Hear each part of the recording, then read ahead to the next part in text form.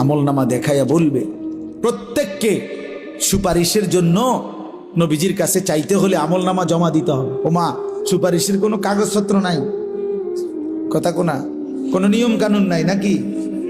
হ্যাঁ, কোনো ফাইল জমা দিতে হবে না তো? তো নবীজি তো দেখবে, নবীজির সামনে তো আপনাকে বলতে হবে, ইয়া রাসূলুল্লাহ, এই যে আনিসুর রহমান আশরাফি, এইটা আমার ফাইল, আপনি দেখেন আমার জন্য একটু সুপারিশ করেন আল্লাহর কাছে। আল্লাহর নবী দেখবে 30 বছর সুদের ব্যবসা, 60 বছর বয়স, 60 বছর পর্যন্ত বিড়ি সিগারেট খাইয়া গেছে। 30 বছর, 60 বছর বয়স, কোনদিন গালি ছাড়া কথা বলে নাই। ছেলেটা বেনামাজি, মেয়েটা বেপর্দা, স্ত্রী বেপর্দা।